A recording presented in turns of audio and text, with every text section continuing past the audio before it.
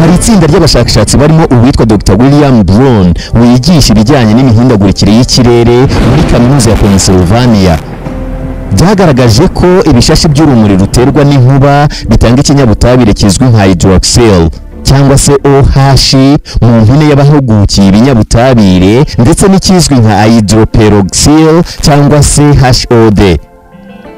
Ibi binyabutabire byombi bigira uruhare runini mu kugabanya imyuka ihumanya ikirere irimo wa monoxide de carbone.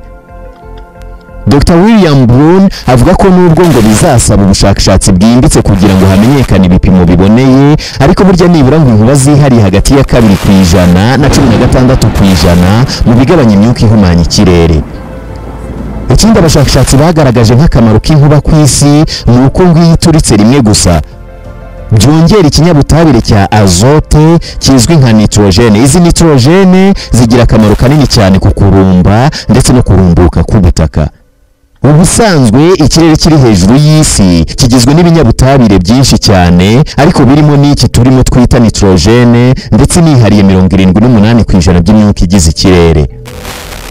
Uyu mwuka natwe ubwacu tuba tuwukeneye kuko wuzuyemo intungamubiri nyinshi, ariko umubiri wacu ntiwubona ku buryo buhagije bitewe n'uko uduce twinshi cyane twa nitrogene turi mu kirere tugiye dupfunyitse mu tundi tunyangingo twitwa atome ebyiri.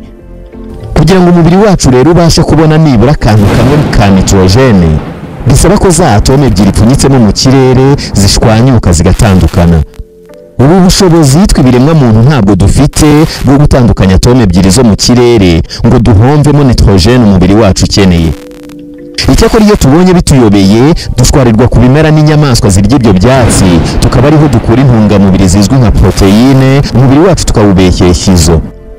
Ayo ni amahirwe dufite kuba no mu butaka zibamo nubwo zidahagije, kuko ibimera bihingwa mu butaka nabyo ubwabyo bigatungwa na nitrate zenda gusa neza na nitrogene bikura mu butaka. Ubwo nyine iyo tubiriye twinjiza duke muri nitrogene umubiri wacu ukenera ngo ukomeze kubaho. Izi nitrogene zifasha umubiri wacu kongera kwiyuburura no gukora amaserire mashya, ibituma duhora turi bashya.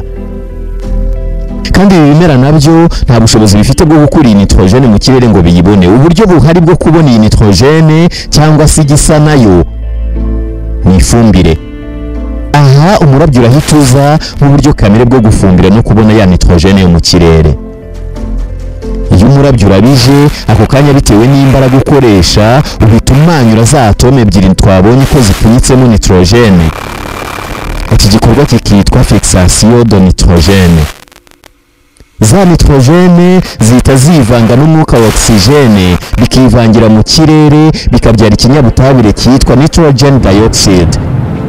Iki kinyabutabire iyo gihuye n'amazi bihita bikora ibyitwa acide nitrique, ari iva mu bya binyabutabire byitwa nitrate bikamanuka mu mazi y'imvura bikinjira mu butaka, tukabirya mu nyanya, tukabirya mu mashu, tukabirya mu bishyimbo, mu mboga runaka, tukabirya mu bimera duhinga byahindutse ibisa neza na cya kinyabutabire cya nitrogene kiba mu kirere. Uyu ni umunota w'ubwenge.